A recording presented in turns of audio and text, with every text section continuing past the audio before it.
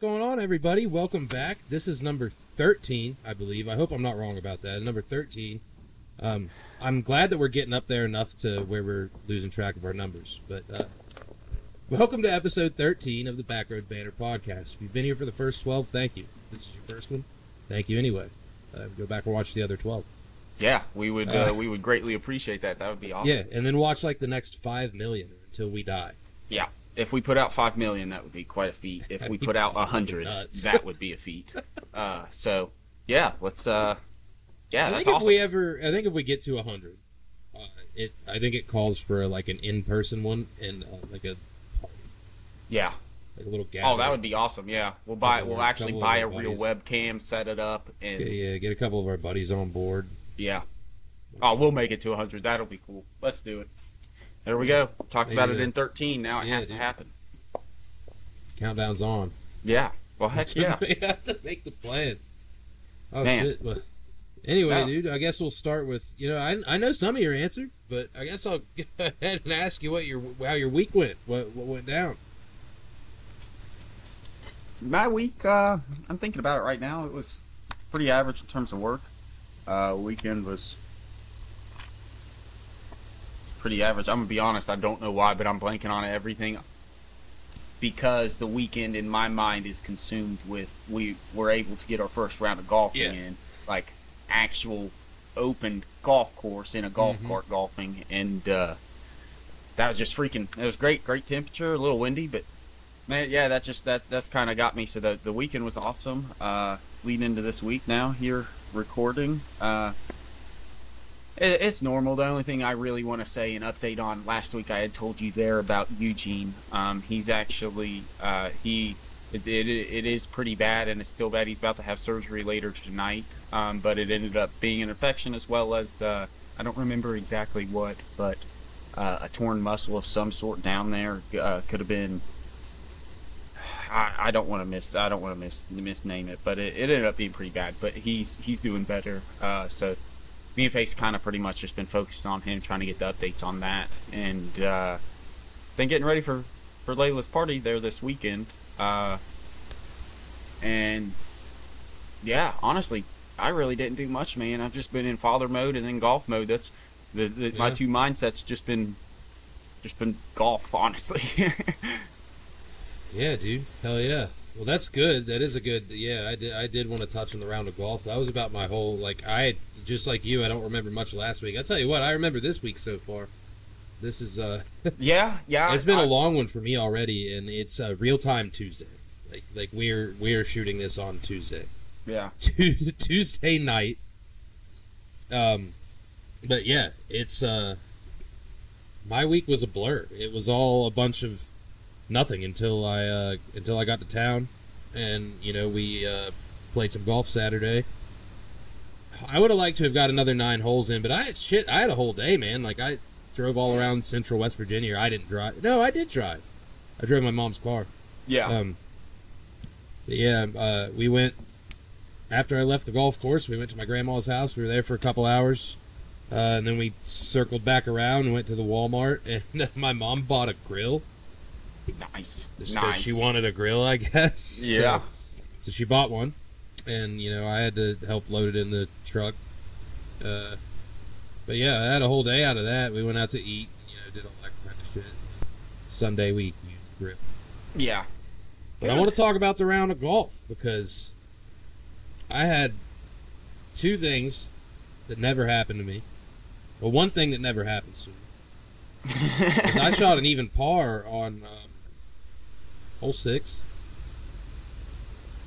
Yes, sir. Which, for an actual good golfer, is not a big deal. For me, I fucked that hole up so bad. It's the only par 5 on our course, and it is. I tell Justin every time I'm on it, I'm like, dude, they give me an extra stroke, and then I use like 7 extra strokes. Like this isn't going well. So, but I hit a par on 6, and then to close out because we played a little out of order. And then I want to talk about my shot under those trees on 2. I don't know how to explain it, but that shit... Oh, dude, I'll explain it for you perfectly, because I called it the second that you hit it. I knew exactly where it was landing, and I knew exactly where it was going, and I called it. He was probably, just because I know where it was at. First of all, technically straight forward is where he should have been aiming, straight in front of him.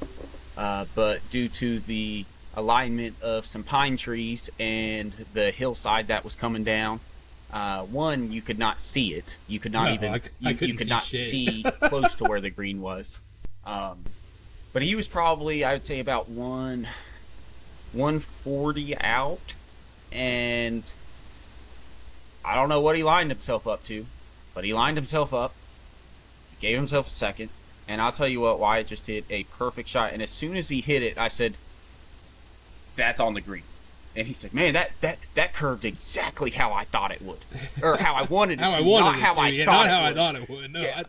I thought I was going directly over to 6, which would have been fine. Those guys were playing 6, but it would have taken them about 4 hours to get to us. Yeah, at the rate they were going. But no, dude, you hit that shot, and I was like, "Man, that was a great shot. That could be on the green." And then as soon as I get back out, that was what, 6 feet from the pin? Probably. Just an excellent shot. It didn't make any sense to me because it was a goddamn laser. Like, I had to hit it low under those trees. Well, what's funny, the funniest thing about it is that was a safety shot for you, and you played it like an actual professional shot. Like, you played it more exact than anybody could have. I played too many video games, dude. I was like, I got this. And then I actually had it. You realize you're like, I got to get it on the green to save par here. It's the only way to do it. It's the only way. Yeah. And you did it. It was it was an incredible shot. It was a great shot. It's definitely by far the best shot of the day.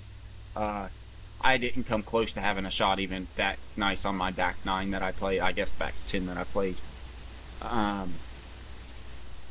But it was still a lot of fun, man. That was such a good time. I did have one really good shot out of I was coming back on 9, and it was while these guys were on the green. Well, I teed off on 9, and bro, I hit a straight bomb with my 3-wood, and it landed in the creek in front of 9. Damn. But it landed on grass, and because I'm just fucking around, and I was playing shitty anyways, I didn't care, and those guys were taking forever. I just played it out of the creek, so I waited till the second till they got off the green, and I pitched myself back. I had my 56 degree. I hit this within 4 feet, like perfect pop up, perfect down, straight in front of the hole. Closed it out, and it was just dude. It was so beautiful. Hell yeah.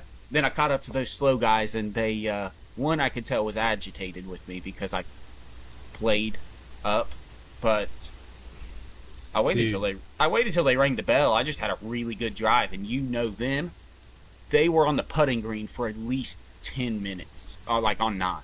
So, I waited. I believe every bit of that. I wouldn't be surprised if it was longer. All right, I do want to say this. I don't like shitting on people for playing slow. I used to be one of those people when I started. But I will say this. I have never played as slow as those two guys have played in my life. My very first round of golf didn't go that slow, bro. Me and you have played hammered with 2 more people and not played that slow. That was... ridiculous. I've never seen a group play that slow. A group, let alone 2 people. And I'm not trying to... Yeah, neither one of us are definitely trying to rip on somebody unnecessarily, but this is very warranted. For the sole fact of, one, these guys also bragged to me whenever I was there. That was my how big statistically... thing. how statistical they were, and how, this one guy talked about the mechanics of his swing and about how he focuses on all these things, and then it was just to that extent. It was like, man, don't talk yourself up. That honestly makes me feel better. I relate more to somebody that's I go out and I shoot about 100 starting out. I'll shoot 100, and I was like, man, that's good. That's relatable. Yeah, those guys were talking about how good they were and how much they practiced and like golfing and stuff, and then we played 9 holes in the time it took them to play 4. Yeah. Actually, that's I'm not even joking. No lie. That's actually the amount of holes they played. we were done, and they were on.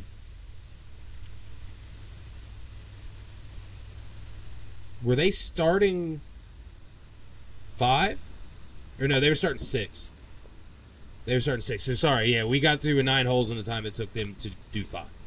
But like that's still nuts, man. Like because we didn't. It's not like we were playing super fast. We were just playing, and taking they some did extra shots. Well, you know what I was about to say. I'm going to mitigate this because here's another thing though. I played 19 holes in the time that it took.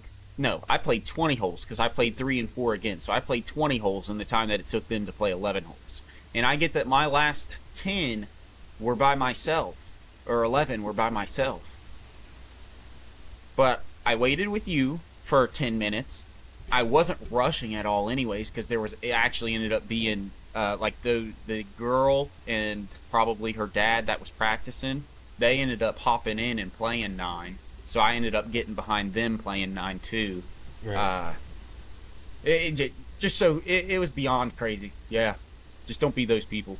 Yeah, don't be those people. Like, I get it if you're learning, you're not going to play the fastest round of golf, but dude, that was crazy. They had no business. Like, I don't know what else to say. Like, I don't want to say like don't play because that's definitely not the answer. But like, dude, sometimes don't look for 30 minutes for your ball. Pick up your ball and play it as what you think would be fair because you'll never actually get good if you spend 2 or 3 extra hours just searching for balls. And because of your terrible lies, you're hitting a 3rd, 4th, 5th terrible shot. Yeah. You're not like, improving. Give yourself a kick. Like you're not playing a damn tournament. Give yourself a couple feet, dude. If you're up on the hill and you can't get to it, give yourself a little kick. The one thing that those dudes said to me before I came back to get you, he was asking me about playing. He was asked after he talked to me told me that I should get his balls that he played with. His top dollar. Yeah, yeah. He said, now I do have to say though, now with me shooting an 85 usually, sometimes I do take 2 off the tee. First of all, as I tell him, I tell everybody, we pay to golf, so we're allowed to make the rules. We're not being paid. We could make a hole-in-one and we're not fucking paid out here. Like, it doesn't do anything for us. So, yeah, take 2 off the tee, do whatever you want. But it, like, I don't know, it just goes back to it. 2 off the tee and then 6 off the ground just to get 100 yards up the, it doesn't add up. It's weird. It's a weird mindset. They showed me that, like, golf isn't for everybody. And I'm somebody that because I was obviously never a golfer before 4 years ago, like a real golfer. Yeah. I thought golf could be for, like, it is a sport that doesn't take athleticism, that doesn't take all these things that other sports take. And yet, no, it's not for everybody. You need to, like if you're new to it and you don't know anybody that actually plays, one, you need to at least look up some videos or some shit. Take some practice swings in your yard. Even if you're just hitting nothing, like take some practice swings in your yard. Get the hang of not banging your clubs into the ground. And also, whenever you actually go and you run into people that aren't assholes and they're pretty cool, like you can ask them tips. The worst they're gonna tell you is, dude, I suck too. You probably shouldn't listen to me, but that's actually probably how they'll start out. And that's what I would say. And then they'll give you tips. That's what I'll tell thing. You, yeah. Like, that's my favorite thing about golf is that, especially with YouTube and Facebook, like, we all have the ability to really get as good as we want if you just care. But to go out there and not care and then waste 7 hours of your time playing 18 holes, holy shit, buddy. Yeah, and don't go Googling what is a reasonable golf score on 18 holes just so you can tell people what you shoot. I'm gonna ask. What is that? Let's ask Google. If it says 85, then you know exactly what happened. Yeah, but what's upsetting is that I can. So it says a decent score is considered 90 to 100. Is that what it says? Yeah. Yeah. While beginners might aim for breaking 100. Are you fucking kidding me? I've been playing for years, and it takes me halfway through the season to start breaking, like, getting to 85. in 90s, because especially my first nine's just so rough. Like I shot a 54 on the first nine. I only shot 5 over on the back nine, but I shot a 54 on the front nine, so it adds up to basically a big old dick in my mouth. I'm not entirely sure if I could shoot 85 today. I don't think, like, even on my best day, I don't think I could. Really? I think my best day, I'm probably in like 90. Yeah. I think I know. I'm not gonna say I know I could. I think I could get I could probably get an 88. I want to say an 88 to an 87. I would feel confident in being able to do that, because I know now enough to where, like, so over an 18-hole course, I could split it up into threes. So 3 6-holes. So I need one putt. I'm gonna need no more than 1 bogey per 6. So that's 3 bogeys. Three 1 putts, and then no more than, let's say, a 2 putter. You know, I could break it up to where I could, like, try to really challenge myself. Yeah. But then it would take away the fun of me going out there and playing. You know, because like, as much as I try to have fun and I try to do good, and I'm trying every time. Sometimes I just forget what to do. Having more of a goal it takes away the fun for me, and that's what this is. This is my adult leisure activity, something that I can do at any time and know, man, this is good weather, good times, whether I'm with somebody or without somebody. You know, just a great place to be a lot of the time. Golf course. Oh yeah, for sure, dude. Golf course is sick. It's always a fun time at the golf course, no matter what you're doing. Even if you don't play and one of your friends are playing, like, go drive the cart for them. Do something, like, just be there. It's fun. I did that for so long before I actually ever played golf, which is really funny. And now I love golf so much that I could let somebody else drive just so that I could just focus on bullshitting and golfing. Yeah, absolutely. Yeah, that's the best.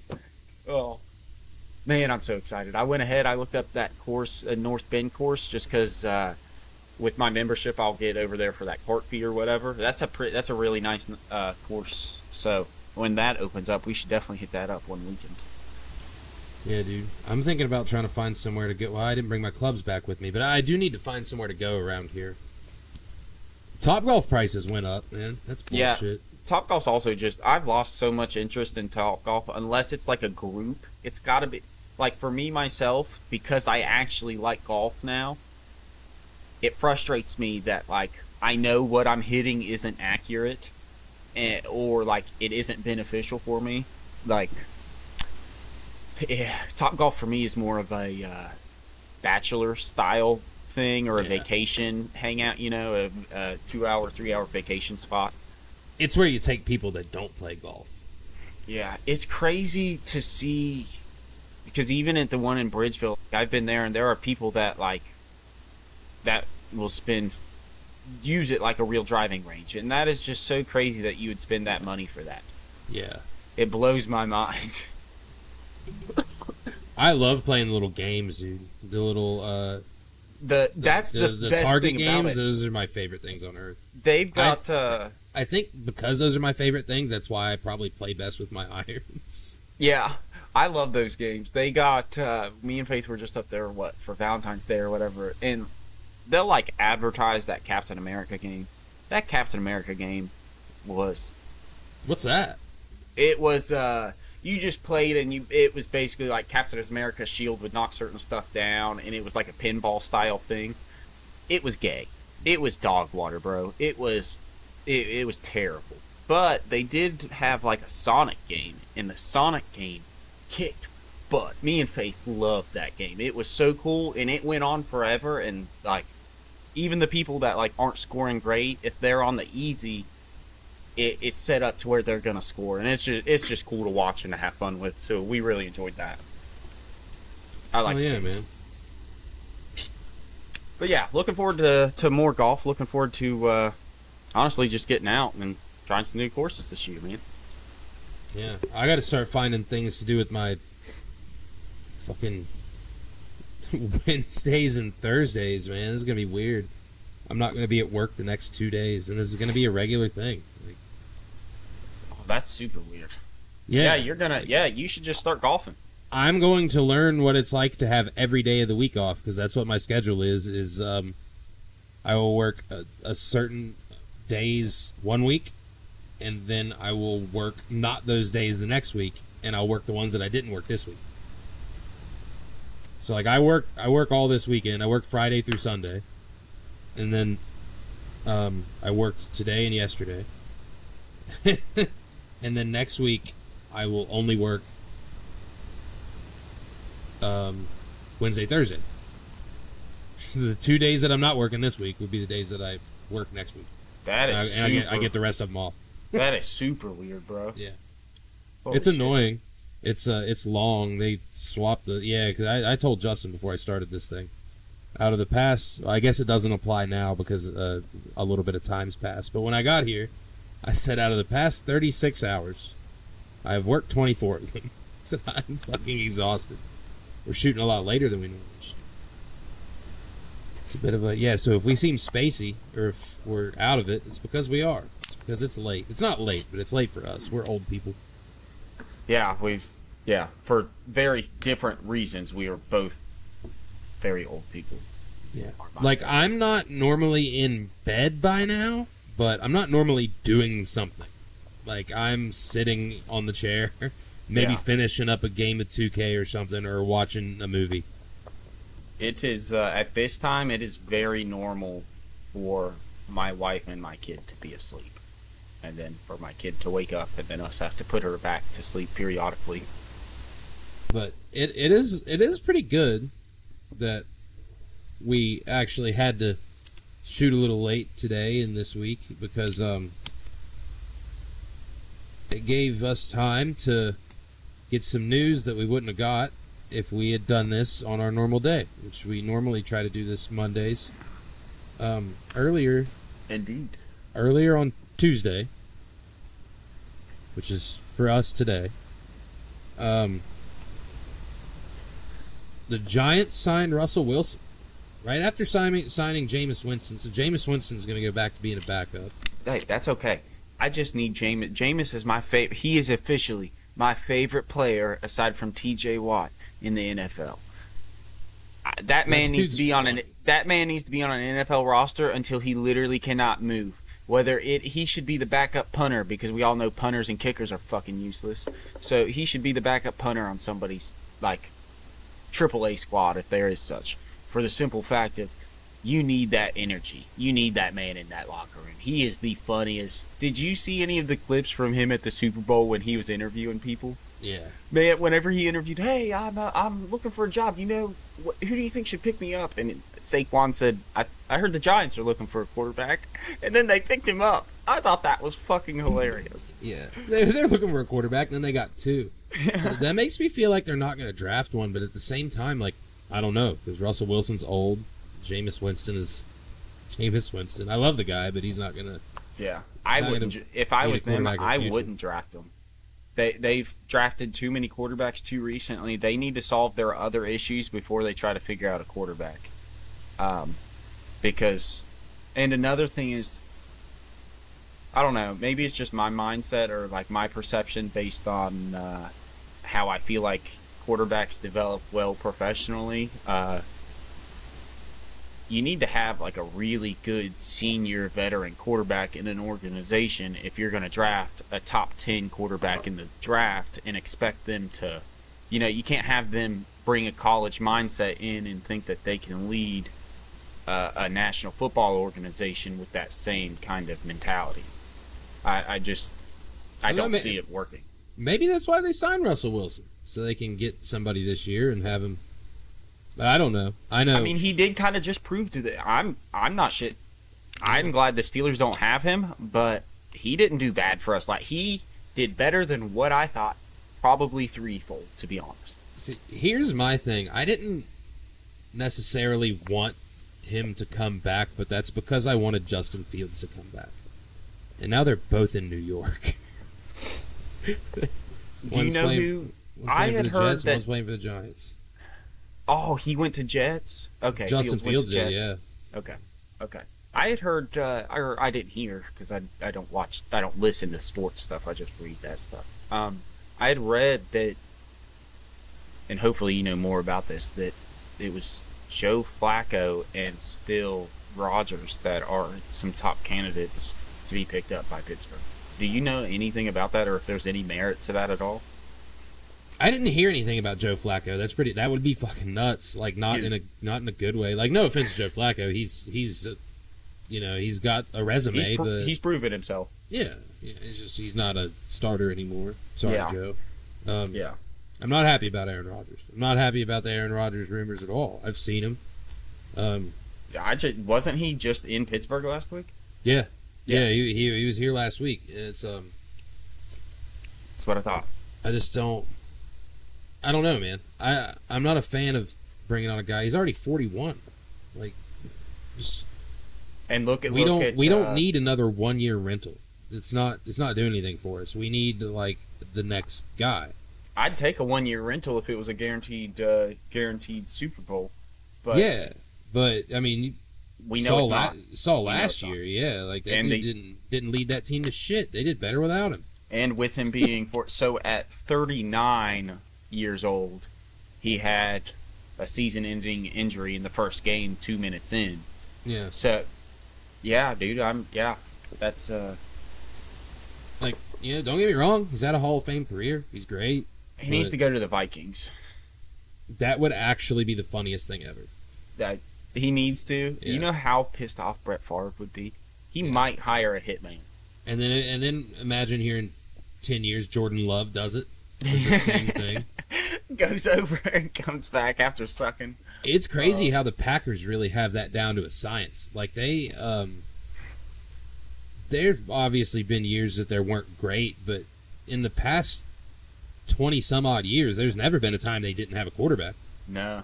Because they got Rodgers. They know how to develop. That goes into it. They know how to fucking develop people.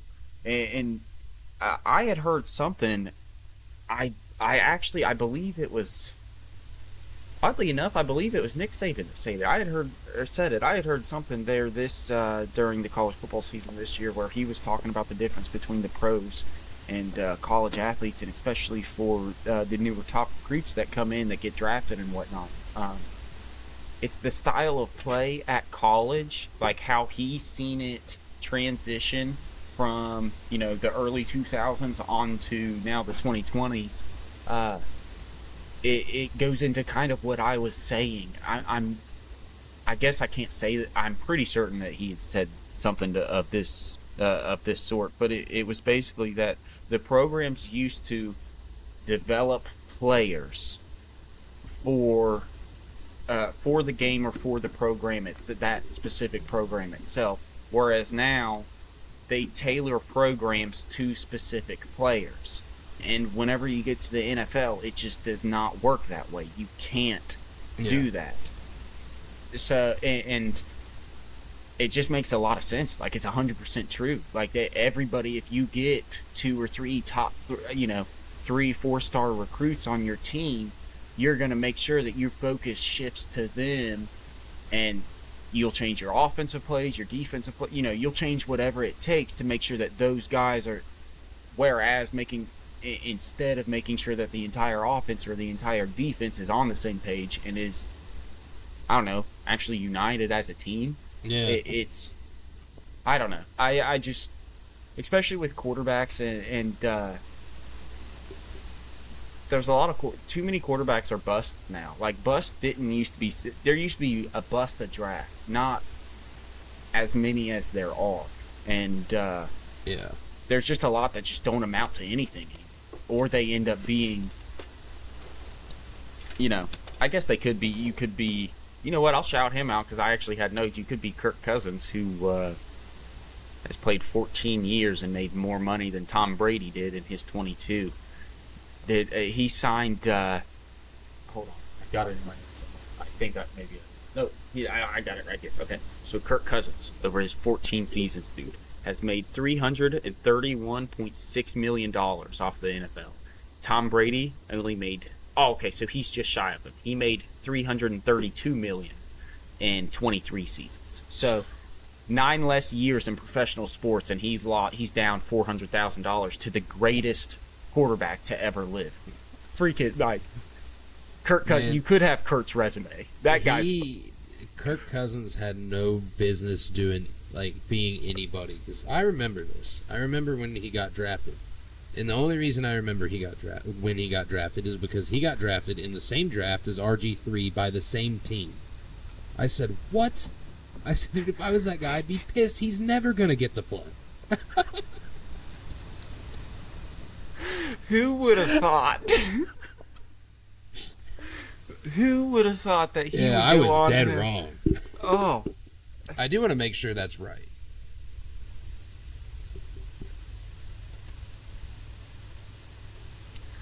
Oh, yeah. So RG3 only played 7, so he's doubled his professional length tenure. Yeah. And in terms of money made, I bet RG3 didn't make over 60 mil 5-7 years. Yep, both of them were drafted in the same year, 2012. RG3 was selected number 2 overall, and Kirk Cousins was picked in the 4th round, expected to be a backup. He's been a backup for many, and a starter for about every one of those as well. So that is hilarious. I mean, he started in Washington for a long time, I believe. I believe that. Yeah, then he went sure. to... I know he started in Washington. I know that was like his first team, obviously, because we were just talking about that. But I think he was their starter for a good amount of time. I got to see how long he was there. Oh, yeah, for sure. Yeah, he played there until 2017. He made a Pro Bowl in 2016. And then he played for the Vikings until this past season, where he played for Atlanta. Yeah, that's wild, man. It's pretty crazy. And he also was at Michigan State for 5 seasons. Okay. Yep. I did redshirted not, in 07, and then 08 through okay. 11 was his playing career. So this guy's a super veteran. He's a veteran in every aspect, every level. Dude. Well, shout out Kirk Cousins. You're the first shout out of episode 13 because you've done life right, buddy. He's tied the record for most game-winning drives in a single season. He's tied with Matthew Stafford and that's 8 game-winning drives in a season. Holy fuck. That's a lot. That's almost before they added the... I was going to say 15, isn't there? Before they added the 17th game, that used to be half of the season.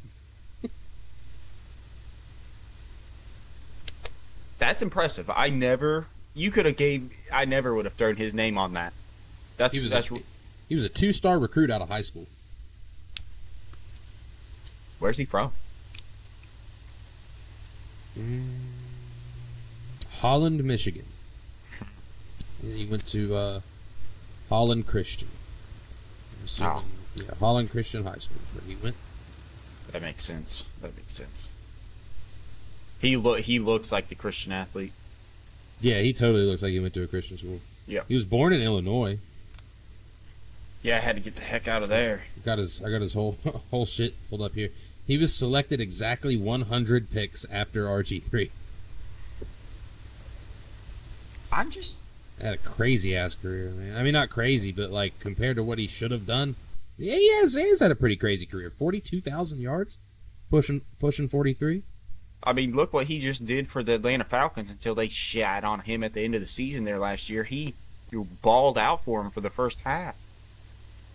Yeah, I mean, he's gonna this season, as long as he doesn't completely fall off the rails, he's gonna crack 45,000 career yards and 300 career touchdowns. Yeah, dude. So he's going to go down as an all-time great. So because he actually is. That's incredible. So good. That's pretty cool. Well deserved. Then. Well, that just shows how working contracts. You just work your contract right, man. Dude's got a hell of an agent. He has to. And you got to think an agent usually takes between 10 and 20%. So let's say the agent was nice and only took 15% of $331 million. If 10's $30 million or $33 million, another 18, bro, 16 and a half. His agents made 50 off him alone, and I'm sure he's an agents for other people. That's crazy. Fuck. That is wild. Yeah, that's the only football thing. I have a lot of random sports stuff. that I'm looking at that I remembered for us to talk about. That was it in terms of football. So I'm glad you brought that up. I'm glad you brought up how the Steelers are doing, because kind of purposely ignored it, hoping, kind of waiting till after the draft, because I figured we'd actually have some solid information. Oh, I feel like I'm going to have a big rant after the draft is all I'm going to have. I might have a stroke during the draft. That's good. I doubt I will watch the draft, so I'm excited to hear it and get your recap, and then kind of develop my own emotions and feelings towards so. I never ever watch the draft anymore, but I always have like the ticker up on my phone, like I'm watching, and, looking over at it every once in a while, like as it's going to see who gets picked. Yeah. But I don't remember the last time I've actually sat down and watched one. It used to be an actual event to do. Like, I used to enjoy watching drafts, NBA draft, NFL draft. Like, I never watched an MLB draft. I don't think I've ever watched it. I don't even know if that's possible. I don't know if it's on TV. I bet the first day is, or the first 2 days is. Maybe. I don't know. They got a bunch of rounds in that motherfucker. Yeah, you might be able to watch it online. I don't even know. I don't know if a network would air that thing. Nobody would know who's who for the most part. Yeah, because they're so unless you're like a super baseball fan that watches everything and nothing else. And an MLB draft really matters so much less than all the other drafts, because so many people, end up deciding other things that don't necessarily mean that pick went somewhere or like was made for something. They could quit or just choose somewhere else or choose not to go. Yeah, so that makes a lot of sense. That's probably why I've never seen one. Yeah, dude, because they're nuts. Like I very rarely known who anybody was coming out of the draft. Now I knew who Paul Skeens was before we picked him. I did not. Yeah, I did. I knew who Paul Skeens was before we picked him. I knew who he was, and then a couple other names that were on the board that we were thinking about. But yeah, Paul Skeens is a good pick until we lose him to the Dodgers in a few years, like everything. Well, we'll give him away for a couple of handshakes and a blowjob on the side. Yeah. Not even a good one. No, not even a good one. I don't even think we'll do that. I think the Pirates are gonna hang on to him for as long as he can, and I don't even think they're gonna trade him. I think he's gonna be like, "Fuck this, dude, I'm leaving." Oh, really? I think so. I think he's just gonna, unless they do trade him. I don't know. That is kind of their thing. They really like trading star players. Yeah, we'll get him back once he's old and washed up. Oh yeah, for sure. He'll come back for a nostalgia run when he's like 40. Yeah. If his arm doesn't fall completely off by then, they'll probably still bring him in as a coach or something to be in there, because that's what we like to do. That's funny. When he gets inducted into the Hall of Fame, the Pirates are going to be like, "Well, he played here for like 3 years." Yeah, we drafted that guy. Yeah. You should thank us for him ever having a career. Oh, fuck. Yeah, he played here for 3.5 seasons before we traded the shit out of him for 14 prospects and then 7 of them got good, and then we traded all of them. Did you? Yeah. It's an endless cycle, dude. That's all they do. They're like, "Oh shit, this guy's pretty good. We better get him out of here." There will never be a heartbreak for me like their. Well, you know what? I can't say that. He cut his dreads. Never mind. Because once he cut his dreads, like there was a difference for some reason. So, I'm not even gonna bring it up. Never mind. Not even mention it. Fuck it. Nope. But I was very heartbroken with that guy leaving. This right here, sports. I'll just keep going with sports. This is actually kind of ties into what you said last week, because I have some bad news that I know you paid attention to, and I want to get your point on. You had made the very hopeful announcement that I very much agreed with there at the end of last podcast. That does not look like it is going to hold up, and that is the Cavs. They are shitting the bed. And it's a bad time to do it too. Yeah, it is a very terrible time to do it. The last time, I don't remember exactly what the record was when you had looked. I think they had lost 10 or 11 games, but now I remember what it was, and they're at the mark now where if they want to do what I said, they can't lose anymore. Yep. I said that they had a chance to lose fewer games than the Browns. Yep. Playing 67 more games. They need to they've got 11 left. They're hard. It's pretty tough. Their next 4 Thursdays, the Trailblazers. I'm not sure about or Tuesday. Today's the Trailblazers, so they're probably playing right now. The funny thing is that they can almost afford to lose, but they also kind of can't because the Celtics are 4.5 games back. Like, you can't lose all of them. You have to win some of them, or you're going to lose your 1 seed. But aside from that, they're not losing a playoff spot to anybody else. They're 12.5 games ahead of third.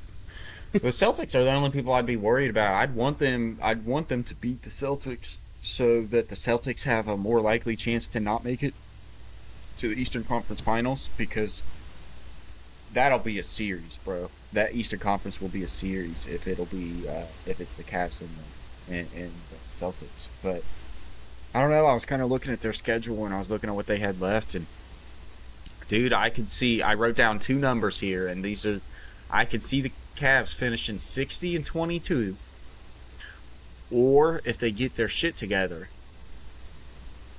really win out and go 65-17. Yeah. I think over these last games that they have, they'll either split them, and it'll run it down to where, they're at that nice even 60, or they'll still set a really, not a record, but a really nice franchise mark. Or not an NBA record. It probably is a franchise record. I don't know. Do you know what a franchise record for Cavs win is?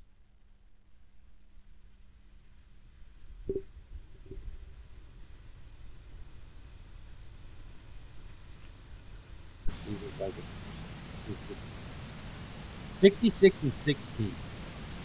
66-16. They Okay. technically have a chance to do better, but it's going to be pretty tough.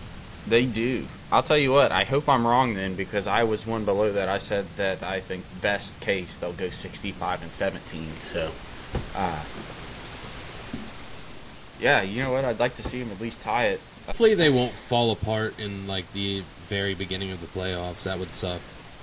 Well, let's look here at. I have a supposed. I'm assuming you know what the supposed or may have it. I think I have the supposed playoff picture. So just looking at the East here, we got 9th and 10th for the play-in tournament. So that's the Heat and the Bulls versus the 7th Hawks and the Magic. Is that how they do the play-in tournament? Is it 7-8? Is 7 versus 8 and 9 versus 10? 7 versus 8, 9 versus 10, and then that will bring the 7th seed to play normally. The winner of the 7-8 game is the 7th seed, right? Yep. Okay. I think that's how that works. Yeah, that thing always confuses the shit out of me. Yeah, I'm not a fan of it I understand them doing it, but I only understand them doing it for the sense of they don't actually want teams to have a better chance to make it. They just need more money, and they want more people to watch it. So I'm not a fan of it for the sole fact that you don't need to add more games for these players. Let's just look at this right now. So over the next 4 games, the Cavs have already played combined 71 games, and they're playing today against the Trailblazers, Thursday against the Spurs, Friday against the Pistons, and Sunday against the Clippers. And 2 of those are back-to-back home games. I think the Thursday-Friday's back-to-back home games, or maybe it's Friday-Saturday. Either way, though, fucking 48 minutes of basketball for 4 days out of 5 days for professional athletes. That's so much, man. You gotta expect them to rest. I'm not surprised that they're losing what they're losing now, because they probably need to conserve. Okay, I get how this play-in tournament works, mainly because I'm looking at a picture of it now. So yeah, that is right. 7 and 8 play each other. The winner is the 7th seed. The loser plays the winner of 9th and 10th place. So 9th and 10th place plays the loser of 7th and 8th, and then the winner of that game becomes the 8th seed. So fucking weird, bro. Yeah. So it's a lot easier to understand. It's so weird. It's a lot easier to understand if you look at the picture of it, but yeah, it's basically. I'll put the picture up here of what the current playoff picture looks like, so that they can see it if anybody cares. If you're 7-8 and you win, you're in. If you're 9th and 10th and you win, you still have to play the loser of that 7th and 8th place game. So I kind of get it, because the 9th and 10th place, they have a little bit more of a hill to climb to make it to the playoffs. So I don't hate that. I still don't think they should have it at all, but looking. Yeah, I'm just not a fan of it. I'm not either. I'm not a fan of adding games. It's already half of your league is making the fucking playoffs. Like, why do you need to add more? I mean, I guess the play-in isn't technically postseason. I don't think. Like, I don't think they go towards postseason stats. Do they not? That sucks. I don't think so. I don't think play-in is technically postseason for some reason. I don't know why. That's almost. Does it go towards regular season? Maybe. I have no idea. It's a weird one. Somewhere, right? Like they couldn't just have a possible 2 games that count. They just keep playing stats. That's weird. That's so weird. I never thought about that either. That's weird as shit. And hopefully the Cavs don't fall off the rails because I want them to not do that. I'd like them to win. I'd like them to make at least a good run. I want them to. No, they need to win it. I'm calling it right now. What are you guys doing? You guys need to win this for me. Make me feel real good, just like I did in 2016. Ah, man. I think this is a good time to go over to some baseball since we covered some basketball, we covered some football. The reason I want to go to baseball, I want to kick this off by this picture I'm about to send you. So the Chesapeake Bay Sox, I believe it was. Yes. No, I know this. Yeah. I know the Chesapeake Bay Sox. Is this them? The Chesapeake Bay Sox is a minor league team for the Orioles. Bro, this is real. What? Okay, I get the first logo. The first logo is a bird standing on a baseball Please tell me what is inside. What is... Bro, that is so awful, because at first glance, that is... What the heck? The other one is an oyster. With a baseball inside of it. It's a catcher's mitt with an oyster in it. The oyster's got a baseball inside of it. The placement of all of this shit is crazy. I don't want to get too far into it, but it looks like we can. I think we can just put the picture up here. That's what I'm doing right now. Yeah, it looks fucking nuts. It is one of the craziest looking logos I've ever seen. I had to look it up to make sure it was real. I thought I was getting a joke played on me. That is too funny. Oh my gosh. I had to look it up everywhere. They are doing something really cool with it. I'll give them this. I saw it on their Twitter. What they are doing is all of the Oyster Catchers merch sales will support this organization called Survivor. It's spelled with a C, and it's like a cervical cancer fund. It's like these. That's awesome. From what I can tell, it's like almost a support group. They have events, and they spread the word about preventative measures that you can take to prevent cervical cancer. There's a bunch of cervical cancer survivors. So that is very cool of the Chesapeake Bay Sox that they know damn well what they did, and they're taking some of this money and putting it to good use and doing something nice with it, which is pretty cool. So good job, Chesapeake. Yeah, very very good job. I'm not even gonna comment now, but you know what? I'm still gonna comment. Even with it, first of all, there's a cervical cancer. It's a great cause to put it towards. But it's funny that you choose that when you make that. Yeah. A logo. The caption says, some saw an oyster. Others saw something unexpected. We see an opportunity to turn viral laughs into a positive impact. In celebration of Women's History Month, 10% of all Oyster Catchers merch sales will support at I Am Survivor, and that's the Twitter page for the... Bro, did I make that ad? That sounds like an ad I would make. That is fucking awesome.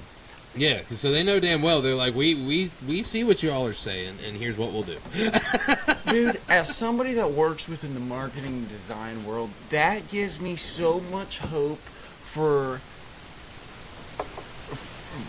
management to have to give some trust and belief in creative freedom for their marketing departments. because that is genius. And for them to... That is amazing. I'm glad you read that off. That is awesome. That is pretty cool. Shout out the... what are they? The oyster catchers? They are sometimes this season going to be the oyster catchers. They are normally the Chesapeake Bay Sox. Yes, which is the crab logo. Affiliated with, I believe, the Baltimore Orioles. They are Baltimore Orioles colors.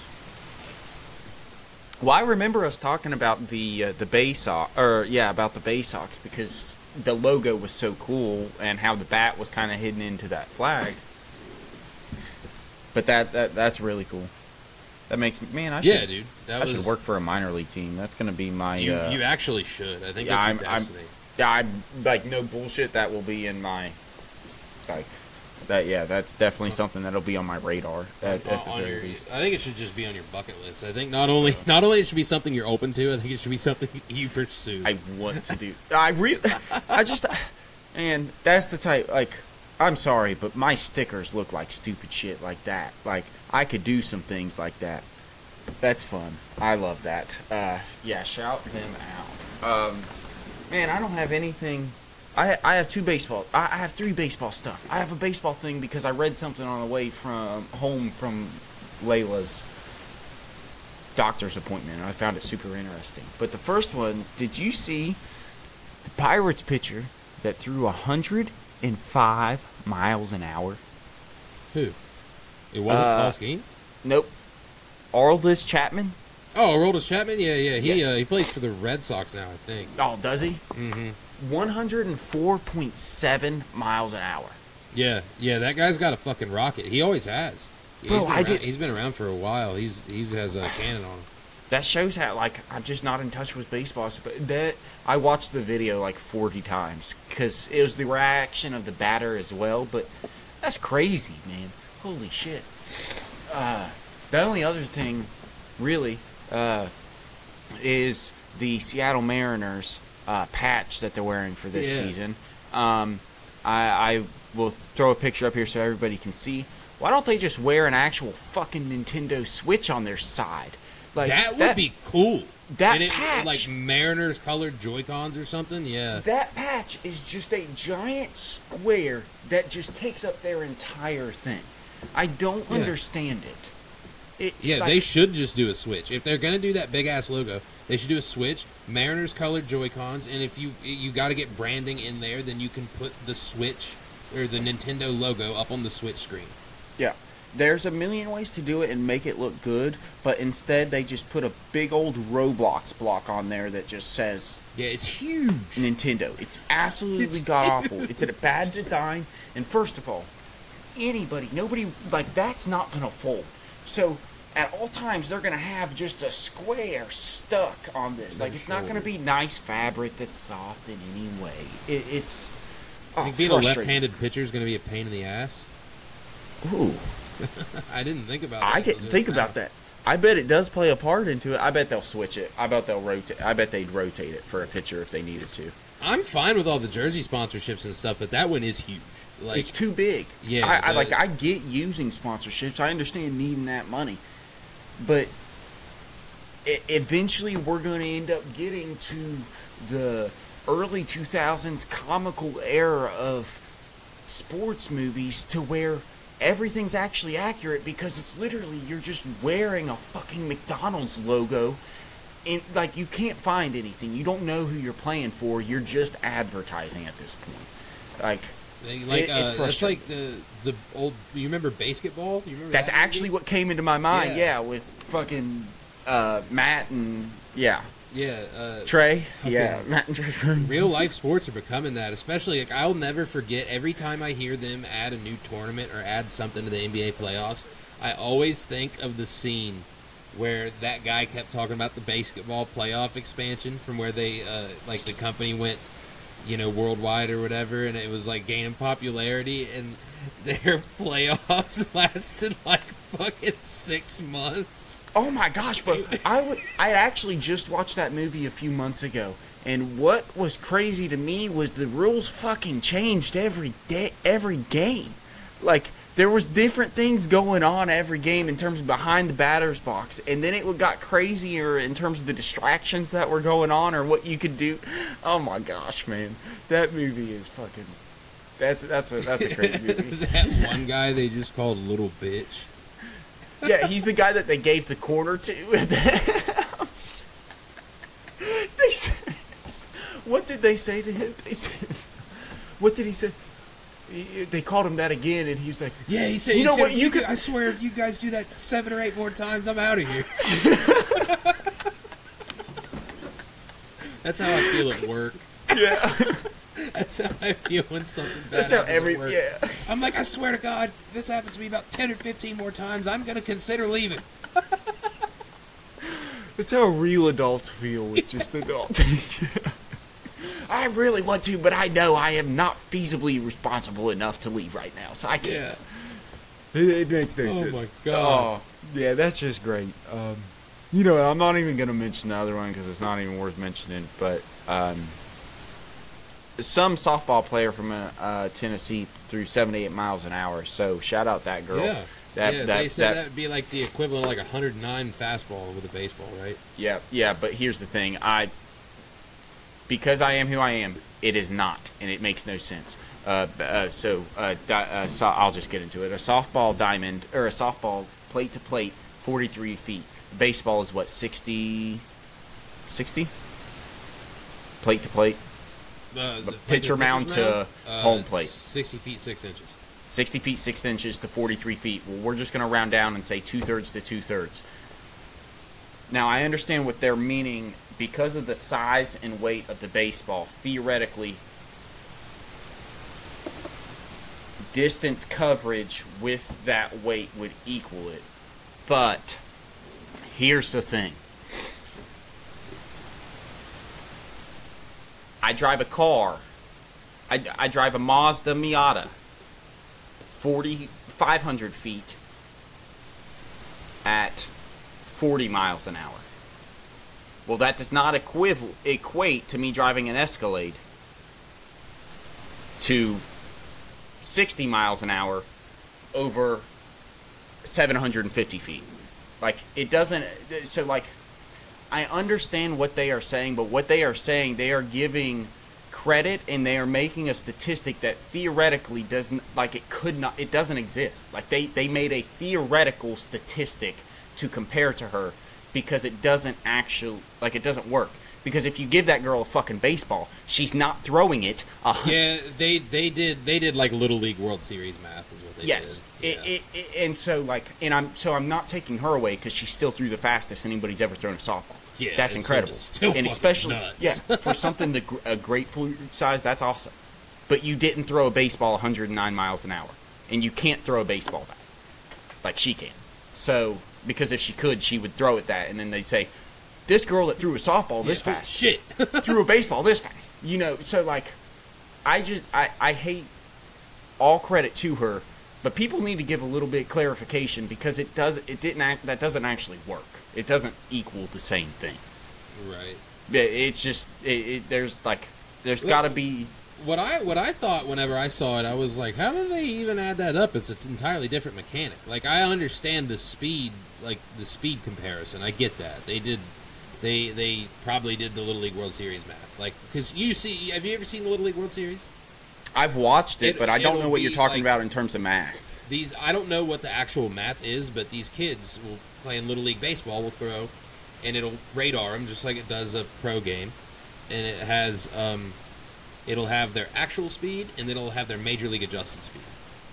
Oh shit! I've never paid attention to that. I did not know that. That's really. I didn't know that. Yeah. Okay. It's basically what they do is, I think what it is, it's like based on reaction time. It's like, so with this kid throwing this fast, it gives you the same amount of reaction time if a major league player threw from the major league mound this fast. Yeah. Okay, that makes sense. Well, so yeah, they did that math, but it still doesn't make sense because I like what you said about the mechanics. Yeah, it's a different mechanic. In terms of speed, they're right. In terms of speed and reaction time, that's probably right. But yeah, it is a strange comparison because it's a totally different, like, It doesn't actually equate. You can't equate those in any way. It's apples to oranges. Like, but again, credit to her. It's fucking nuts. Like, I wouldn't be able to touch that shit. You know what I mean? I'm not gonna sit here and act like it's not cool. It's really cool. It's really fucking. I was all over. It upset me because if you got in the comments, it was nothing but just like actual misogynistic men, not like my questions that arose came from a real like. I just don't think it's properly credited, is my thing. It's not that she didn't do an amazing thing. Like, all credits to her. It's just, I need it explained by an actual mathematician as to how that could be, how they could relate those as the same. Because it doesn't, it's not the same. It's not the same. If I were to take a guess, they did that statistic based entirely off of reaction time. It's probably exactly what it was. Yeah. Which makes sense. It's like, okay, so these girls hitting off of this girl have the same reaction amount of time that a major league player would have if somebody was throwing 109. Right. Which is fucking nuts. Like, which is cool, but guess what? But the thing is, to hit, it would be just as easy to say that instead of saying what they said. They're not, like, that's my issue, is that they're misleading with the information. They didn't say what you said. What you said was clear and understandable. What they said kind of misled unless you understood a little more into it. Like, you explaining it, or just anybody that knows anything about what they might mean, or about what happens, or about what goes into pitching, I guess. I don't know shit about pitching. But it's just, the posts don't say that. The posts state this girl threw this. Well, no, she did not. So if you talk about reaction time, they need to put they need to put a significant amount of emphasis on the reaction time being the distinctive factor in this equation. Yeah. Comparative to size of the ball's actual speed being thrown, because that makes so much sense to me now. I want like a silly statistic about it that will still impress me. Like, if this girl were to just throw a pitch with no catcher, how far would the ball travel while somebody sneezes? like whenever you close your eyes to sneeze, how far is that ball going to travel by the time while your eyes are closed? That's what I want to know. I heard that statistic of how far. Like, if you're on the interstate driving 70 and you sneeze. I forget what it is, but the amount of distance that you cover with your eyes closed, 500 feet or something. It's fucking unsettling. Yeah. It's kind of crazy. Which it makes you wonder and want to test. Is that right? Like, yeah. Really? Come on. I do want to know. I got to look this up now.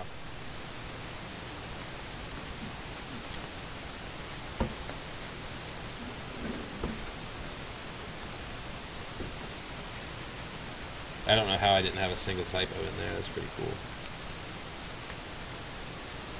That's not what I wanted to know. I found out how long a sneeze can travel. Oh, I bet that's far as shit. 8 meters, approximately 26 feet. That's not what I asked, but that's still pretty fucking cool. That's really crazy. 26 feet. That's like. That's a fucking killer sneeze. Dude. Bro, that's like 26 feet. Holy shit. Yeah, it's actually true.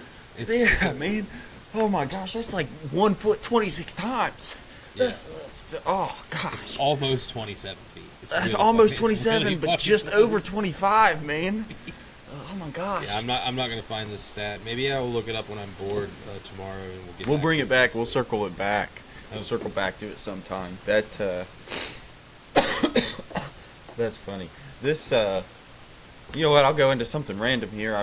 Wyatt, you should look up the Chris Pontius stress reliever toy. I was gonna buy one. Chris Pontius, shout him out. Shout out Steve-O. I love them.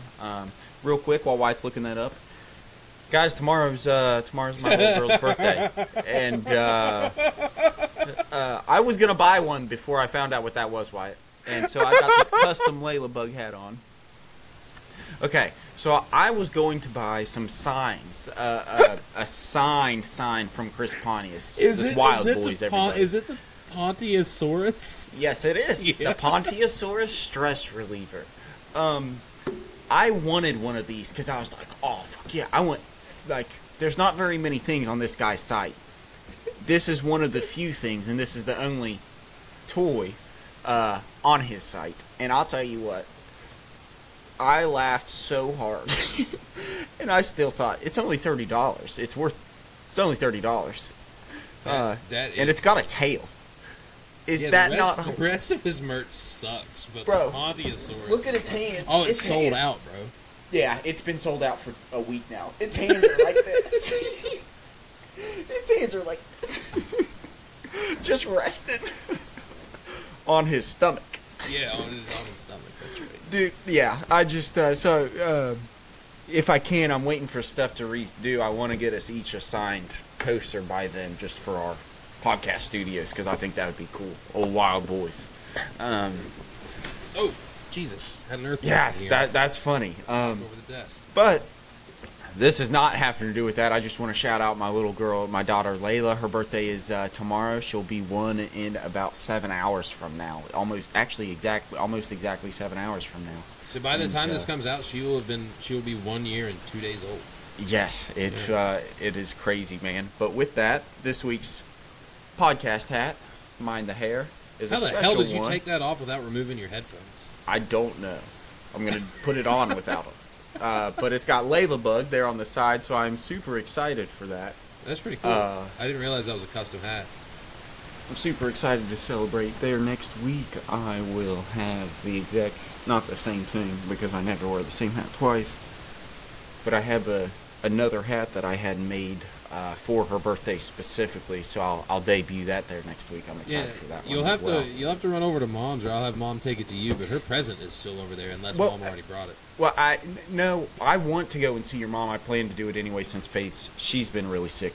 Layla's been sick the past couple days, but I actually want to wait until you're in, just so you could kind of give it to her, because I feel like it would be a cooler thing. And she's gonna have so much things. I think it's more about the interaction that she'll care about, but definitely me and Faith will care about and want to capture. So I think that would be cooler just to do. No, it was funny because when I got it, we were walking around Walmart and I was like, I'm gonna get her this because it looks like me. And then I held it up, and then Jocelyn and Mom started laughing like a motherfucker. So whenever I get it to you, I think you'll get a good chuckle out of it too. Hopefully I remember exactly this part of the podcast, and I'll be like, holy shit. Yeah, they started laughing like crazy. I thought my mom was going to die in, like, the middle of Walmart. She was laughing. I haven't seen her laugh that hard in years, and I was like, all right, it ain't that goddamn funny. Yeah, that's funny. Like, it was awesome. All right, but it wasn't that funny. Like, you're laughing a bit too hard. I'm starting to feel insulted now. Yeah. Oh, that's good. Oh, gosh. Oh, man. I think I got a couple little random things I think we can get into. Some pictures I sent you earlier. Yeah, let's go back and forth to some random. I've got some. Yeah, you can kick it off because I really don't know. Mine's actually so random, bro. I don't know how to start it. You know. Mine are too. Mine don't have anything to do with anything. I think we should make this a new segment where we just find shit on the internet and we put it up here and we talk about it. Oh, I love it. That's actually a great segment. I think that's pretty good. Awesome. I think honestly, if somebody were to point a gun to our head and tell us to pick one thing for our podcast to be, I would be like, I think this might be the funniest way to do it. Yeah. But, okay, that is great. We're gonna start with the last picture I sent you, not the oyster catchers one. The portrait. So I'm sure everybody saw Donald Trump's painting that was up in I forget where the hell it was, but Antonio Brown tweeted Donald Trump's portrait, sort of, but it's definitely fucking Shane Gillis. And the only reason I wanted to talk about that is because if anybody doesn't know, Antonio Brown on Twitter, if you're not like, if you're on Twitter and you're not following him, you're kind of wasting your time. Yeah, and I was gonna say if you're like too sensitive, you're not gonna enjoy it, but if you're too sensitive, you're probably not on Twitter. Twitter's a mean place. But Antonio Brown's Twitter is really funny. He just memes everything, and a lot of it's really offensive. Some of it might be expensive. I don't know. Yeah, He he's posted crazy, that man. picture, and after 4 hours, it already had over 1 million views.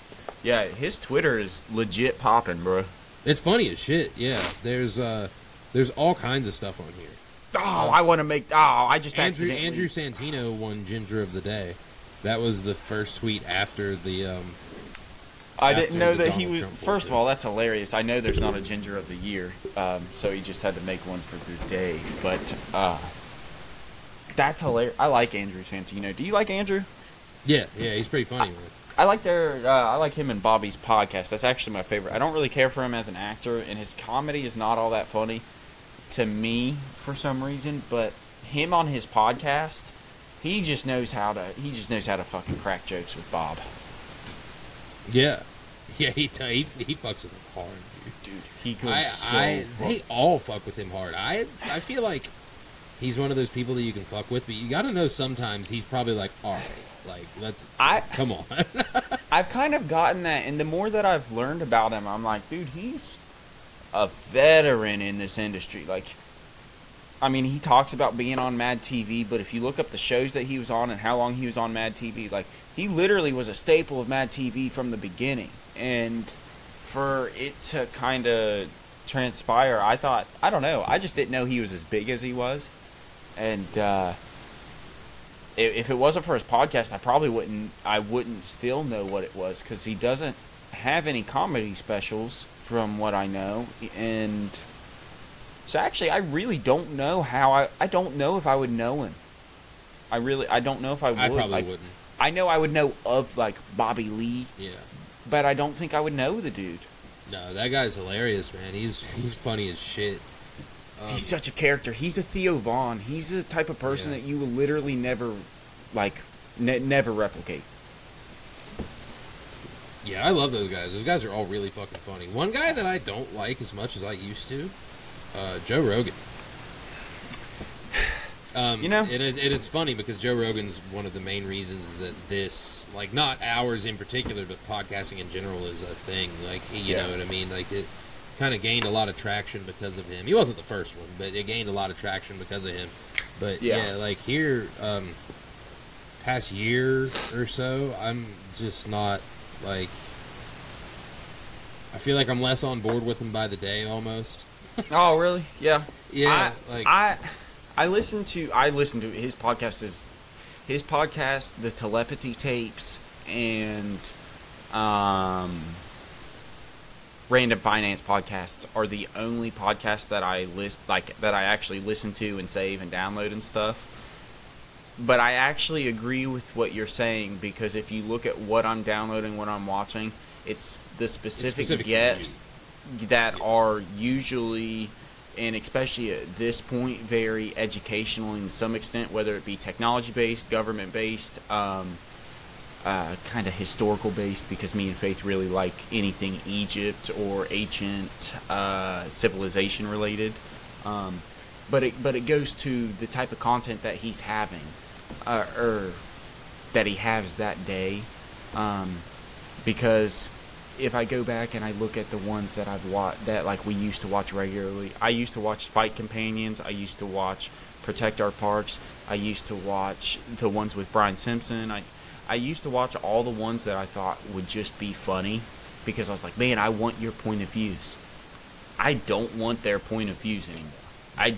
I don't want to hear that anymore. Yeah, it's not relatable. It's not relatable for you 10, 20, 30, in his case, 100 millionaires' lifestyles.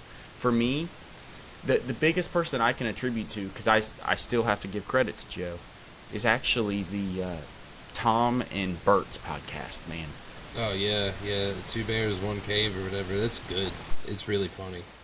I don't like them as much anymore, but their podcast is always good. Like, they have a dynamic that works better than probably most people on Earth. Yeah. But for me, it's actually become less relatable. I can't stand their podcast because it's all about their money or their endorsements or their businesses, and less about actual funny comedy. But watching Bert's thing, it kind of just proved to me, one, my sense of comedy has changed, even though I consider myself a soul comedy person. But I don't know. Bert's kind of he's teenage funny. He's funny for teenage boys. Like, we would relate to this a lot. He is. We all know those people that are just, doesn't matter if they're 30, 40, probably 50 years old. They're gonna be frat boys. So they're gonna be those college, those bros. That's who Bert's for. Yeah. That's who. Yes. He is the college frat bro. Which makes sense. So it actually, like, Sunday helped me, or watching that whenever it did, it helped me because, like, I used to have that negative connotation of him and Tom now, but no, they're just not my funny anymore. Like, I don't need to shit on them. And it's fine, yeah. It's just not for me. But I do have to say, he's truly not funny. Like, Bert's not funny anymore. No. In his special, it has been what, 5 years since Tom, probably more, since Tom broke his fucking arm. God damn, that was so funny. And he came out, and at one point he's like, I don't know if you guys know him, but my handicapped comedian friend Tom. And I'm like, dude, that's not like, first of all, that guy is literally as thin as a pencil now. Like, he is in top health shape technically that he's ever been in. So, and it's just not funny because that joke had passed. So it's like he's just like him wearing his shirt. He's playing on things that the time's passed on, man. Yeah. I can't laugh at you taking off your shirt anymore. Yeah. I don't know. It's like just not different. It's like he's playing a gimmick that's really tired. You know, it's just not. It's not doing it like it used to. I think if you're a comedian, then you should really not rely on a thing. Yeah. You know what I mean? Like, I don't think there should be you shouldn't be known as the something guy. The guy that has to take off his shirt in order to get in. Yeah. I think that's how shit probably gets lazy. I'm not a comedian. I don't know. But I'm guessing that's how shit probably gets pretty lazy. With, just about any art, you got to reinvent. People's tastes change. You got to reinvent. So I think it's kind of, you're setting yourself up for, I don't want to say failure, because he's definitely not a failure. Dude's made a shitload of money. He's very successful. Still doing tours, stadium tours. He's worldwide. It just kind of shoots yourself in the foot a little bit, though, if your job is to be constantly reinventing what you do and you're leaning on a gimmick. Yeah. You know what I mean? I fully agree with you, especially in his case. And I only say that because, I mean, if you go back to even what he says he gives credit to, it was whenever Joe heard him tell that story and was like, hey, you should really put your time into comedy. And obviously that worked for him. But man, like you said, he's literally been writing on that for 15 years now. He made a fucking shitty-ass movie last year about it, 2 years ago. And I know that because I watched it and I didn't enjoy it. It was not a funny movie. It was forced. And it's also not funny when you hear that movie on 20 podcasts and over 3 separate every special he does, except for this special. He didn't say it over this special. But it's... He oversaturated the market with it so much to where it made it unfunny. It's actually kind of the opposite of what Trailer Park Boys did. Trailer Park Boys is the exact same fucking thing for 6 seasons. But guess what? Little changes to the characters, to the dialogue, made each there are distinct things about each season that people can point out. Letterkenny, The Office, any funny comedy show, like, you're the same person. It's the same show. It just evolves. It grows, and so do the people within it. And it seems like he just hasn't. It's, I don't know. It disappointed me. I think he's more focused on marketing himself than he is like writing good jokes. That's actually, to each his own. I mean, it's working for him. It's just kind of, it's disappointing because I really used to enjoy his comedy, and then I'm like, damn, it's all the same, huh? Same thing with Tom now. Tom and him both, I like that you said that. They're both just advertising their businesses and trying to make a shit ton of money. They're not at all relatable. I can't hate on that, but it's just kind of sucks because I'm like, fuck. I wanted to laugh. I used to laugh at these guys, and now it's.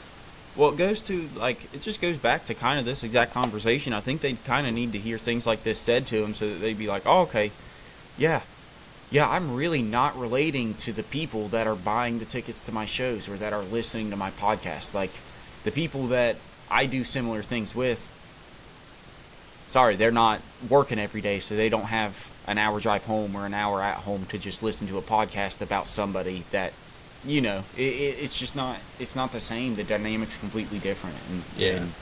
But I think they should take that into consideration. I also feel like if anybody told them that, they're not going to give a fuck, though. Like, yeah. Do you want to see how much one of my checks are? If anything, they would just talk about it on their podcasts. Yeah, they'd be like, "Did you see this fucking peasant asshole? He really tried to say that I should not talk about."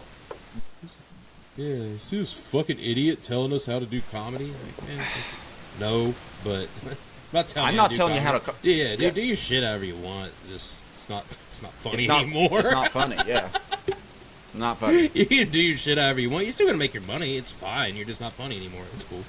You know what I mean? A lot of us aren't. It's okay. Yeah, dude. I think we definitely got a little tied up on that one, but that was good.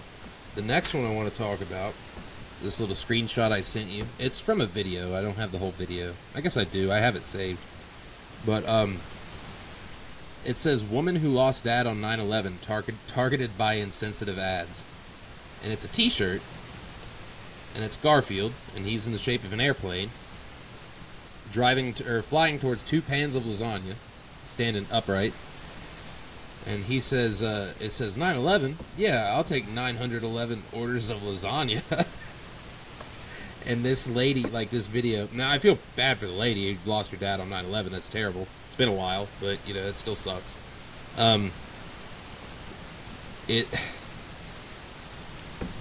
The shirt is just so funny, and like on this clip, this lady is like bawling her eyes out. She's so very upset at this goddamn Garfield shirt.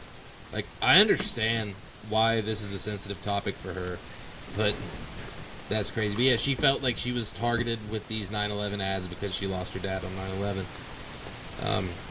I don't know how true that is. I thought that was just a silly little one to throw in there. The one I really want to talk about, and my last one I have, is I sent this to you on Instagram a few days ago. I sent you the screenshot a minute ago. It's Piss Jugman. Oh, Piss Jugman with his, I don't know, I guess his daughter? Yeah, or a fan. I don't know. There's a truck stop in, I believe it's Tennessee. Yes. Salina 52 truck stop. And they have this mascot. It's a big yellow bottle. He's got a mean, angry face, and he has Piss Jug Man on the front of the bottle. But the reason why I called him Piss Jugman is because if you read the caption, that's his name. The part of the caption that's on this picture, it says, "Thank you everyone who came to our meet and greet with Piss Jugman this afternoon. First name Piss, last name Jugman." And I think that's pretty fucking cool. That is super cool. I hope everybody enjoys the picture I threw up there that Wyatt had sent to me just so you guys could see it. I cropped it so you could specifically just see them, and we'll shout out the Salina Truck Stop. Whoever your mascot is, you guys also have a great... Piss Jugman. His name well, yeah. Yeah, what am I doing? He's right there. Well, yeah, your marketing department is awesome. And do you sell this? Do you sell Piss Jug in store? I bet Can I get a Piss Jugman hat? Is that findable? Is that a thing? I'm sure it is. Let's see. Piss Jugman merchandise. I will be damned. You got one? Not a hat, but I've got the shirt. I found the shirt. I could design you a hat. I could get you a hat. I'll just design one with it. Damn, they got. Yeah, this is crazy. Yeah, let's go to All Products and see what they got. Oh, bro, I found a hat. Flaps ain't just for mud, baby. That's what this one says. Bro, they've got Piss Jugman. He's not like the actual. They've got him with kind of fat, stocky arms, so he looks a little bulky. He looks a little thick. This is awesome. I see a bucket hat. Dude, these shirts are crazy. There's, Bro, I'm about to buy a piss jug. I jumped my piss jugs at Selena 52. This one just says my dad is black. Okay. Yeah, that's all it says. Okay. It's just a plain shirt that says my dad is black. This one's a plain white shirt that says I shit where I want. Bro, I have a picture right now of Piss Jugman visiting a local elementary school. That's awesome. Okay, this shirt says colorblind. Try being regular blind.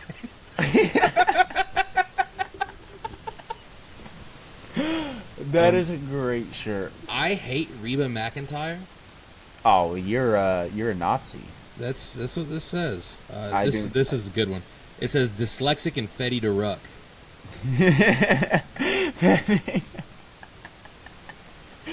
Bro, I want to make both of those. I want to make both of those T-shirts now. Oh my gosh. Oh, dude, they have Piss Jugman for President shirts. That's awesome. Piss Jugman 24. Man, I know he's copyrighted, but I'm probably gonna make one of these shirts. I'm gonna steal him and turn him into a design. But they have all the types of hats. That's awesome. Oh my gosh. Baitin' time. There's another shirt. Baitin' time. There's a shirt they also sell says fried chicken, and it's this chicken smoking a joint. Yeah, dude. Piss Jugman T-shirts left and right. Oh my god, a Piss Jugman bumper sticker. This one that just I don't says think anybody would know how to Special react Forces to that. unit. Oh, dude, they got a forklift operator shirt. I want it. It looks so stupid. Trucking and fucking.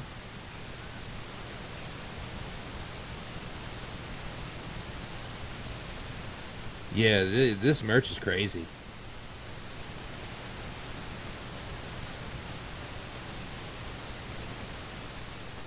I gotta get on board with some of this stuff. Yeah, shout out to Piss Jugman and the Selena truck stop. Hey, they know what they're doing over there, man. That's all I got on the social media front. I think that's a good little new segment. Just my gosh. Take some screenshots, put them in the pocket. Well, actually, you know what? I got one that I'm going to throw in there. This is just making fun of. Bro, you might have already seen it. Did you see McDonald's release their new prices for parties? Mm-mm. Okay. They even have places to have a party in McDonald's anymore? They got rid of all the damn play areas. I can't. I don't know for certain. But McDonald's, you can look it up on their Facebook for anybody. They posted, yes, children parties are back. Make their next birthday unforgettable at McDonald's. And then they posted 5 pictures. The first picture says, McDonald's children's party.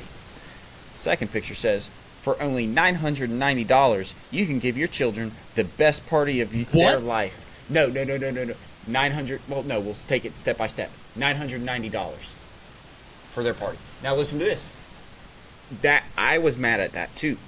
Listen to what you get. Games, activities, 2 hours of party time, 10 Happy Meals, and 10 vanilla cones.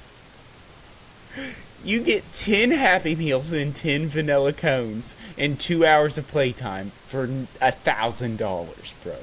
Why can't you just buy all that shit by itself? What do they get? They're not going to kick you out. You could buy all that stuff. Just buy all that stuff by itself. $40. Hang out for 2 hours. They're not going to kick you out. You got 10 goddamn Happy Meals. They tell people to visit, and they're just nobody should visit. Oh wow, a message actually went through. So yeah, I just that was funny, and stupid and crazy. But just so you could see it there, that is it. It's absolutely retarded. Wow, yeah, that's nuts.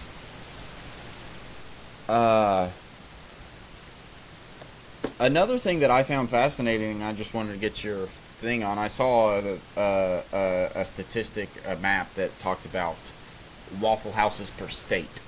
Oh, I'm interested in this. I know I don't have very many. I'm not sure if you have any. West Virginia has... Oh, I'm on the largest employee. So we'll just go. First of all, there are a total of 1, 2, 3, 4, 5, 6, 7, 8, 9, 10, 11. It looks like there's about 15 to 20 states that have... Probably 20 states that have Waffle Houses.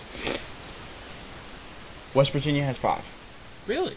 We actually have the least amount aside from Pennsylvania. You guys only have 3. What? That's funny. I know where 2 of them are. Oh, wait, no. Pennsylvania has 10. I'm sorry. Delaware okay. has 3. But would you like to know which state has the most? I'll give you a guess. Guess which state might Georgia. have the most. Close, but no. Georgia has... Nope, you're right, Georgia. Really? Nope, sorry, Georgia. 150. There are... It's probably more than that. There are 5 states with more than 150. Damn. Yeah, so Georgia's... let me guess. Georgia's got 432. 433. Really? 433, bro. I didn't even look that up. Bro, 433. They had, Georgia has 433. Per capita, technically, you couldn't go, or like per square miles, I don't think you could go, like technically you could go a certain square miles, and like you would have to run into That's a awesome. Waffle House. No, that's probably all around cities, but that's crazy. 433. The other That's 5 states incredible. have between 153 and 180. But that's just, oh my gosh, bro, that was awful. Man, how the hell did I almost know all of these Waffle Hut Waffle Bro, House I'm statistics? telling you, you are definitely a white person. Yeah, that dude, is. I know my Waffle House. Oh, Yeah, the somehow only know my other Waffle House. thing, kind of social media wise, that I had thought about, or that I ran into, came across, that I thought, I was like, oh, I need Wyatt's input on this. There's this girl, she's a little tiny blonde girl. She's like a streamer or podcaster or something, Bobby something.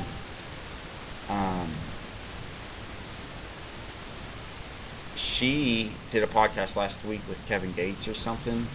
Mm-hmm. And they were talking, and there's this clip where she's like, they were talking about phones, how many phones he has, and Did she's he like, say oh yeah, 2? she was like, oh yeah, you have 4 phones, don't you? Yeah, I actually think I need 6. He said, I'm starting to think that we need to add a few more phones. He said, and she said, well why do you need so many phones? He said, well, let's count them out now. He said, so you got the plug, Of course. you got the dough, Yep. you got the bitches, and you got the low. And he said, so I'm thinking we need to add about, I don't know, let's say 2 more. I'm thinking 6 phones is what I need. Wyatt, what else? What are the other 2 things that he might need? Children. He needs one for his children. Yeah. He needs one to get in contact with his family. I'm gonna guess the last one's probably for the pizza guy. Oh, okay. Yeah. I'm gonna guess the last one is specifically to call the pizza guy. He seems to have everything else covered. You're right. Yeah, I mean that's all your bases right there, dude.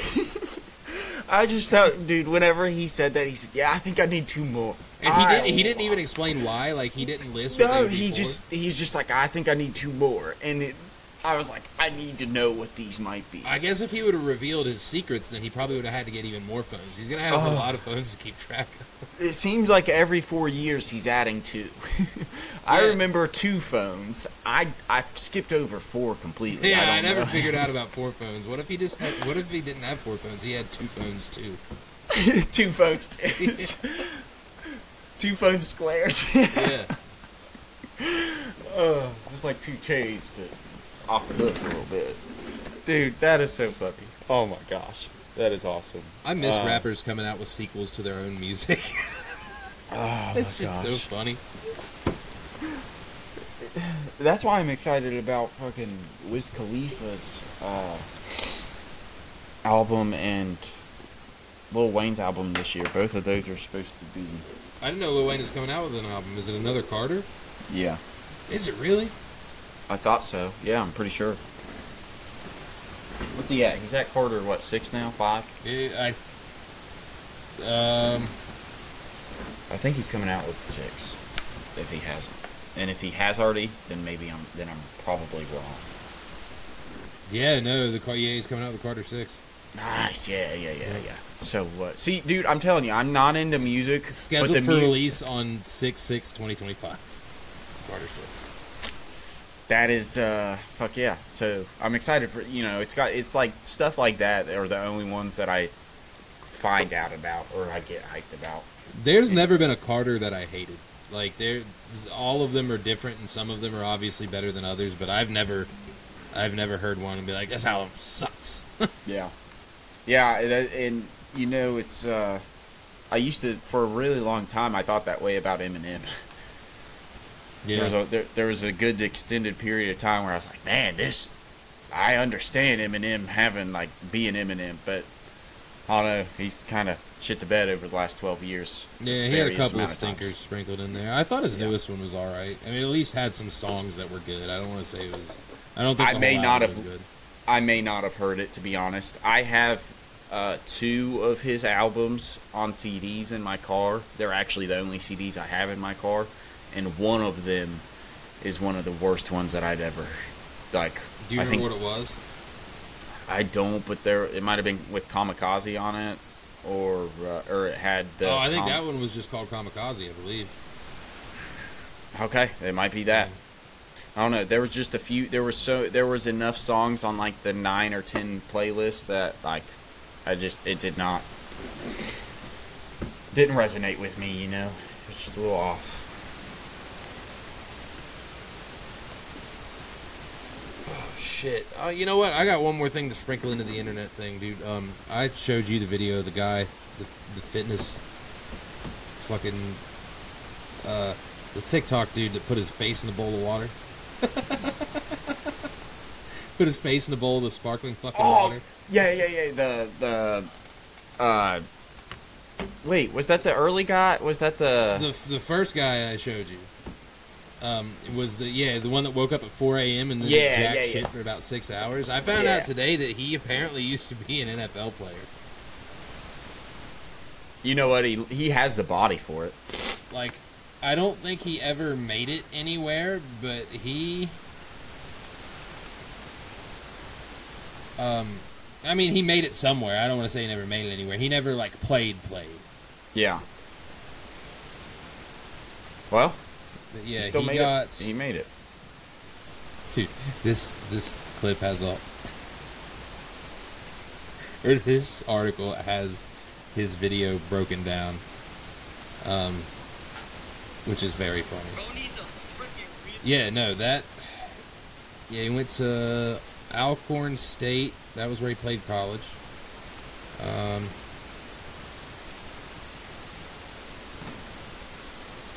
But yeah, he was on the practice squad for the Baltimore Ravens. Is something I saw today. I don't know if it was the same guy or some guy that just coincidentally had the same name. But I thought that made me laugh. Or it did make me laugh. Oh, I was totally trying to find, but I couldn't. Huh. Yeah, I totally lost my thing. I was trying to find that I think could have related to. Yeah, that guy's a fucking. That shit was so funny. No offense to that guy. I'm proud. Good for you. And now I know that you did something. Yeah, damn. Yeah, you did more than I did. You're waking up at 4 a.m. for no reason now. Yeah. It's stupid.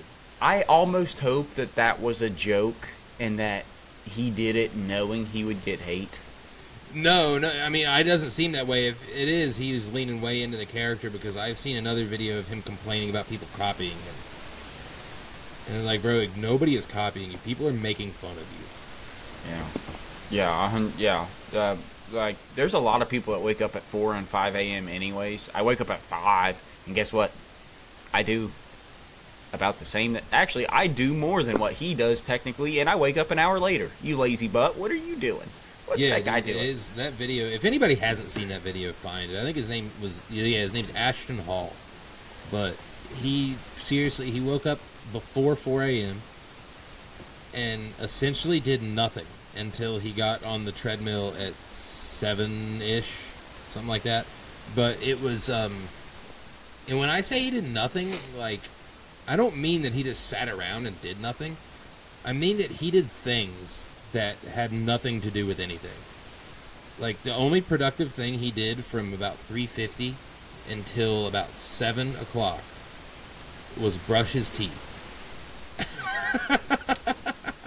He did push-ups for about 2 minutes. For the video. He sunk his face into a bowl of ice water twice. He swam in a swimming pool. My favorite thing ever is people who watch this video a whole lot, who have a lot more time than I do, notice that, like, on the video, it has him leaving the ground at 7:36 and he hits the pool at 7:40. And I saw somebody make an edit where it was just his video, and at 7:36 he paused in midair. And it went, and the video goes on for 4 minutes. I didn't watch the whole thing. I watched it for about 15 seconds, and I said, there ain't no goddamn way. And I skipped to the end, and somebody really made a 4-minute edit. And then as soon as that 4 minutes passed, it kept going, and then he hits the water. The people got creative with this shit. It really brought a lot of funny out of people. The best one that I've still seen is the guy that was making fun of him, the fitness influencer. The guy, it cut to like 7 different videos of him doing, or 7 of the same videos of him doing push-ups. And it just had random times on there. Eventually the time started moving backwards. Bro, I want to follow. Was that on TikTok, you said? That is where the guy is popular. That's not where I saw it. I don't have TikTok. But I saw it on Twitter. Twitter is where he's getting made fun of like fucking crazy. Twitter makes sense. Apparently on TikTok he has like a following and people like him. On Twitter people are just relentlessly making fun of him. Twitter makes sense a lot. Twitter makes a lot of sense. Yeah, I have nothing that is that stupid. But you did inspire me, because I do have one more thing that I'm going to send you now. And I'm not going to play it because it's actually on Instagram and Puma puts it out. So anybody just go watch it. But you may be able to hear it through Wyatt's thing, because we can do that. Wyatt, you should go to Instagram and listen and watch that music video I just sent you.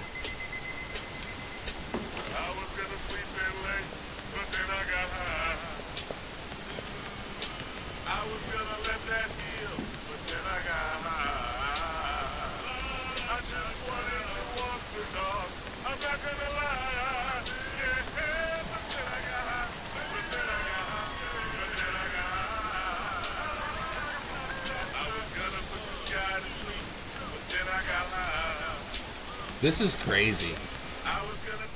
That is great marketing and advertising. Yeah.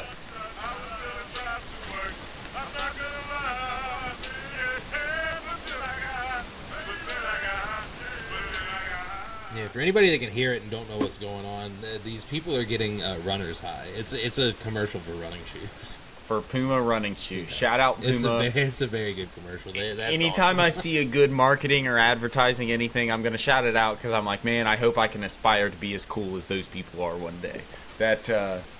I saw that and I was like, man, that is great.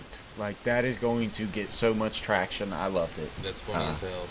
Yeah, shout out Puma, shout out Afroman. And then there's at least 10 of the most annoying people on earth that are like, oh, this isn't funny, this is fucking stupid, it's bullshit. How am I going to explain this to my kids? Like, you're not. It's a commercial. Yeah. I can tell by how angry you are in this comment section. You don't explain shit to your kids anyway, so why are you starting now? Yeah, are you really going to sit down and have a conversation with them? No. Yeah. You're sit not down and have a conversation with anybody. You're too busy being mad on comment section. Yeah, that's just great. I don't know. I was excited, and I'm glad that I remembered to send that, or to add that. I'm glad you had said that you had one more thing, because I was like, man, do I have? And that was definitely worth it. So very cool. Shout out you guys. Oh fuck. That's too funny. Yeah, man. I don't know. Did you have any more of those questions from the list this week? If you wanted to run through one or two of those, I don't know if you have. Yeah, we could run through those. I've got. We can do a couple of those before the review, and then I'll have to bounce off of here relatively soon. But we got enough time to run through these segments at normal speed. Yeah. What do you want? Do you want like a West Virginia? I got a question for you, especially since you're outside. Is there any West Virginia traditions that you, or like traditions that I guess have like been coined in West Virginia that you think are cool or that you see are unique? Huh.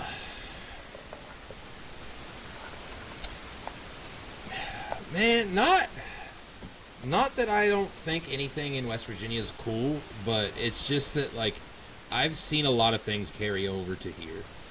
I live in western Pennsylvania. I live very close to West Virginia. It's not that far off. So I do see, there are some people that are different, but I see a lot of, like, West Virginia here. I guess it's not so much a tradition. But it's another thing that I think I touched on this a couple of weeks ago, talking about like moving. I think is what we were talking about, and me first coming up here. But it's not so much a tradition as much as it is a characteristic. There's a lot more hospitality in West Virginia. You are a lot more likely to hear the words "thank you" for something as little as holding open a door. But I'm not going to get too far into that since we already touched on that one a few weeks ago. But another thing that I don't think is a tradition necessarily, but it's a product of West Virginia, so I've been led to believe, I think this is true. The pepperoni roll, man. The pepperoni roll is the shit, and I don't think anybody, and other people do it. Like, you can find a pepperoni rolls here everywhere. Yeah. But they came from West Virginia, so that's what I've always been told. I hope that's not bullshit. No, it is. They did come. No, they're from West Virginia.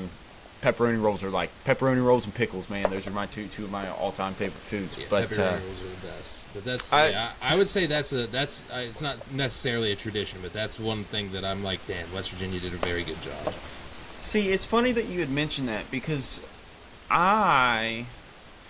you constantly hear, and especially like I get the West Virginia tourism magazines, and I follow a lot of these like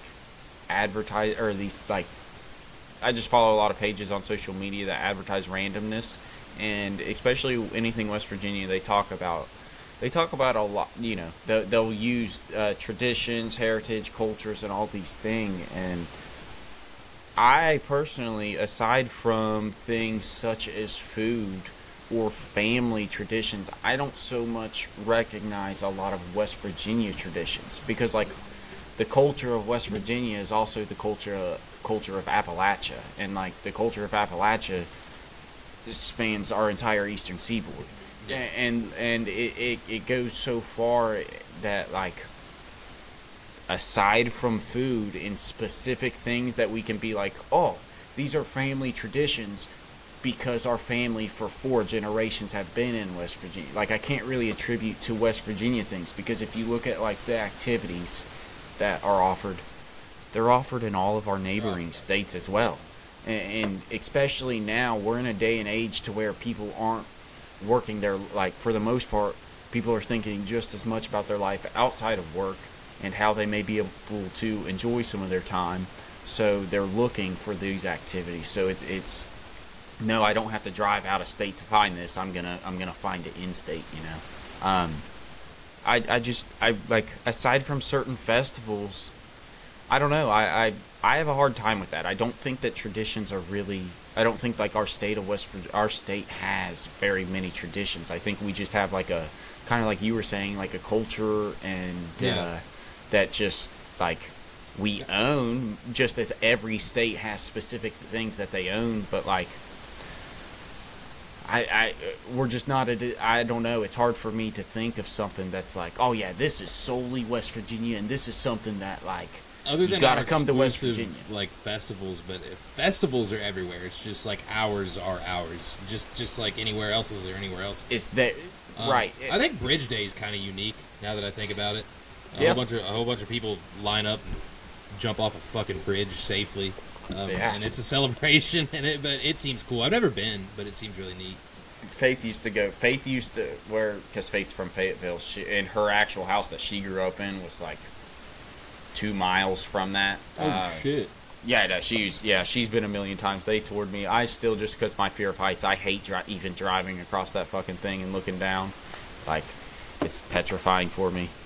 But Faith loves that stuff. She's an adrenaline junkie. That is really cool. Stuff like that is very unique and specific that kind of draw people in. But that's more of a Fayetteville. Unfortunately, that's not even a West Virginia tradition. That's a Fayetteville. Right. If you want, they just close this bridge off so people can jump off of it at their will. Yeah, one day a year to where suicide is legal, and you just go fish with the trout. You live with the psychopaths bungee jump off of this fucking thing. The cool thing is that you can you can walk underneath the bridge. They have a catwalk all the way underneath, and you can pay like $20 and just walk across it. Oh, really? Yeah, they like harness you up and stuff. Super cool. I got to take my tampon out one of these days and do it with Faith and Layla, but I'm really scared that I'm going to get halfway through, look down, and they'll literally have to wait for me to pass out or give me a sedative to like be able to unwill my hands from whatever I'm holding on to, because I'm going to be that much of a pussy. Just soft and wet and holding on. Oh, yeah. That's funny. Oh gosh. Oh, well, I'll just do another random one here. Yeah. Pick one more, and then we can go into the reviews. If you could be a fly on the wall for any conversation, past or present, what would it be? God damn, that's a good one, dude. Yeah.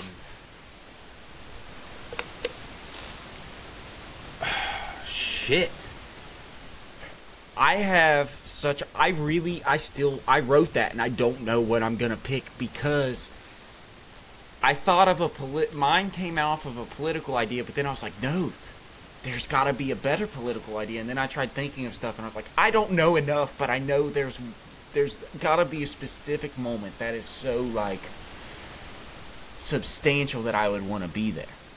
And then I started thinking about other moments, and there are certain moments that it would just be funny to be there, or it'd be incredible to be there. Like, I wouldn't love to be, but like one of those moments I'll just use, like we'll use mine, a fly on the wall at either one of Jeffrey Epstein's or one of fucking Diddy's parties, just to actually know, like, what the fuck happened. Well, for me, I want to know, what does that amount of money really acquire? Like, what do those people do? Because that's something I can't fathom even having that amount of money. So what do you enjoy, you know? Like, it's so hard to pick one. I would want to be a fly on the wall for any of Matt Stone and Trey Parker. Any of their meetings with Comedy Central to renew a contract. Because I bet that shit didn't go super well the first couple times.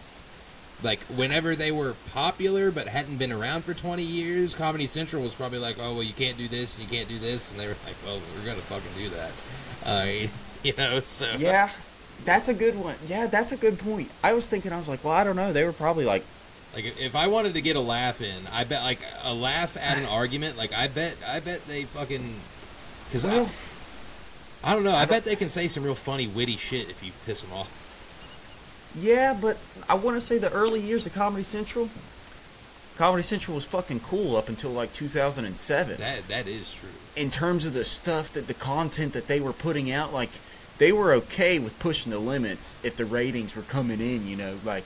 I bet 2010 they were like, okay, guys, there are certain things you should not say, especially with Obama's first term in presidency, with, you know, everything that was probably going on around that time period. I'm sure I bet those are good episodes to go back and watch. Oh gosh, that's a good, man. Yeah, anything like that would be really interesting to see. I'd like to see the shoe deal. I'd like to sit in on the wall. if I could actually choose one that played no relevance to anything at all, it would be to sit in, not on Michael Jordan's conversation with Nike, but with Nike's inner board meeting conversation when they were talking about what they are willing to do to get Jordan. Because I've watched the movie and like I've heard the story a bajillion times. I know there was a whole lot more cuss words, probably a lot more drugs involved, and I want to know, like, that'd just be interesting to be around. So yeah, that's cool. Well, awesome. Awesome. All right, well, I think yeah. it's about time to go into the closer, and that would be the reviews for this week. You said that you definitely had some. Yes, or you had a couple ideas. Yeah, I also do as well. I didn't sit down and actually write one, but I've got a. Yeah, I'm just gonna say mine. Mine's like yours, so I'm not. Well, I guess one I could show, but I'll just talk about one. How many do you have? Two? You got two things you want to talk about? No, I just have one. Okay, I'll go with two then. I'll go with my first one first here. The first one is going to be the Morbius movie. It's Nice. I haven't watched that and up until about 2 days ago, and I don't understand in any circumstances why that is rated low. That was it all right? Bro, that was a fantastic movie. Faith That's crazy. Loved that movie. That movie definitely, like, I could see it not being a superhero movie and just being a sci-fi movie. That was a great movie. And I don't know, I know Morbius from the Spider-Man cartoons that I used to watch. So as like the villain. So I don't know his origin story. This was awesome, and I highly recommend it to everybody. And do not let your kids watch it. And it's not because there is not one scene that's inappropriate, but it is like they did good on the graphics, and it could be definitely scary to certain children. To like a kid, yeah.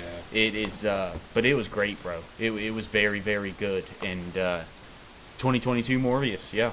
Everybody go see it. It's I'd give it a solid 8. I'll give it a 7.5 out of 10. So it deserves way more than its 4 rating that it has. 4 out of 10. Mine is a whole TV show that's been going on for a while, and they just put some of it on Netflix. But watched a shitload of it this past week. Fucking Hoarders, dude. That show's nuts. Is that the TLC show? Yeah. Yeah. It's just those people that have all kinds of shit in their house. Like, if you ever think that you're messy, watch an episode or 2 of Hoarders. And for one, let it make you feel better about yourself. But 2, also let it be a wake-up call, like, wow, I need to clean this place, or one of these days, my shit's going to look like that. Yeah. I have fortunately kept a very clean apartment ever since I've moved into this place. So I've not anything I've been worried about. Now, I've had apartments that were a mess. My first apartment that I had by myself was a fucking wreck. A lot of the times. It never got anywhere near as bad as the people on Hoarders, because that shit's nuts. Those people can't, like, walk into their house. I've watched like 3 episodes ever. 2 of them on actual TV, and one of them I watched a recap. And it was just this lady that was screaming because people were taking trash out of her house. That's all it is. And that show will also, if you ever think you're crazy, that show will also make you feel less crazy. If you can relate anything to that show, you need to seek professional help. That's the PSA from it. That's really what that show will teach you. Like, if you can watch that show and relate to these people, you need some help, because I know I watched that show and it gave me a lot of peace of mind, because I was like, wow, these are fucking lunatics. Yeah. Like, these people are the most in denial human beings I've ever seen. They can find the most useless pile of shit, and they're like, well, I could use that as like a placemat to put under the furniture. And you're like, what? Like, it's a fucking newspaper from 1982. It's ripped in half. You can't use that for anything, dude. Fucking throw it out. Can't even read it. So they probably actually have like onset mental disorders in terms of just the hoarding, I guess. I don't know what it would be. Is it an obsession, or there's actually a hoarding disorder is what it's called. Oh, okay. Yeah. Oh, wow. But every episode of it, they have They have the whole cleanup crew, and then they have like a doctor, like a psychiatrist that like specializes in hoarding, that's in there to try to like help them want to clean their place up. Some people are all for it. Some people are like, yeah, this is a mess. You know, we got to do something about it. And I don't want to say some people are all for it. Like, they act like they're all for it until it comes time to clean it. And some people never want anything to do with it to begin with. They're like, no, I don't know. This isn't going to, like... They're like, oh, you're going to have to part with a lot of your stuff. And they're like, whoa, I never heard anything about that. Whoa. I didn't think you were going to clean up my stuff. I thought you were cleaning up... Yeah. I watched some lady yesterday, like, they were wanting to, like, throw all of her stuff out, and she wanted them to, like, take all the furniture out of the house and put it in the yard, and then, like, she would sort through it, and then she basically just, like, told them to take everything back in. So is it their family that calls them? Do they call them? I think they called them. I think the people in the house called them, but it's, a lot of the times, it's like somebody with, you know, like a husband or a wife, and the other one will call the, you know what I mean? Kind of push for it, yeah. Because I have never seen one where the couple was hoarding. It was always like one of them was the hoarder and the other one was too scared to do anything about it. Mm-hmm. You know what I mean? And you can tell that on all of them. Like the lady that had everybody move their shit out and then back in, she like, dude, her husband barely said anything like the whole episode. Like, you could just tell this guy wasn't like in any sort of charge here. Like, she was the hoarder and he was just like terrified, probably. You know really what I mean? Wanting some help, yeah. Yeah, he's probably like just internally begging these people, like, please get all this shit out of my house. Well, that's really good to know. If I'm ever really feeling down about myself, I now know what to do. Yeah, so dude, straight up, like, watch Hoarders and you'll be like, wow. At least I'm not worse. Yeah, that is awesome. That's great. Well, heck yeah, that's a great review. Okay, so I highly recommend this for everybody. This is apple juice. It looks like, as you can see, piss juggling. And it is glass. And it is the highest quality apple juice I've ever drank. And I know so because the only ingredient in it is 100% apple juice. Holy shit. How much does that cost you? $5. And it's only this much. But it's actually not a bad amount for 100% apple juice. Yeah, I bet it's really fucking good. It is very good. I got it today, and I was like, I'm going to have to push this into my review this week. Because it tastes like a Snapple. Yeah. It tastes like a Snapple, which is crazy. Snapple's always really good at that. the red one is crazy. The not apple, not apple Snapple really did. Yeah, Snapple's great. But it says drink an apple a day, and this is grown from U.S. apples, not those non-U.S. apples. I'm not even gonna say it. But however you want to say this, Martellinis. Get it. Very, very good. Yeah, Martinelli's, I think is what it said. Martinelli's. Yep. Gold medal since 1860. Since 1868. So you know that they've got to, they make it nice and pure. Oh, wow. Yeah.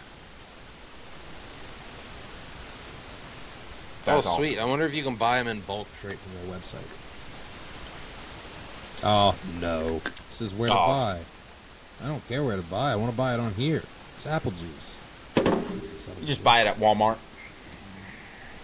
It's good news for all my my Central West Virginia folks. Well, they also have cider.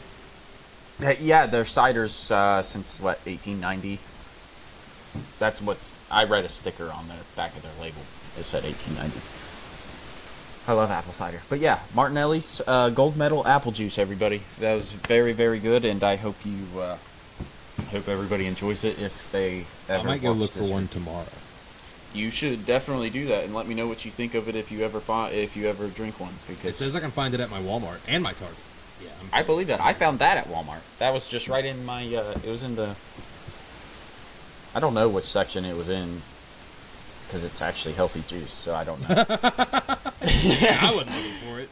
I was not. It literally happened. But there we go. That wraps up episode 13. Another one in the books. Another week down, and there next week. We'll have more things to say, more events going on, or at least more days have passed. So hopefully more things to talk we'll be about. back to normal recording time. We'll be on our normal brain waves.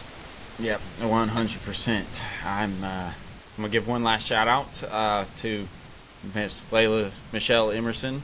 You are officially 1 year old here in about 5 hours from now, and that is amazing. So happy birthday, and I love you, and can't wait for your party. Yeah, and you better never watch this show until you're like 16. Yeah.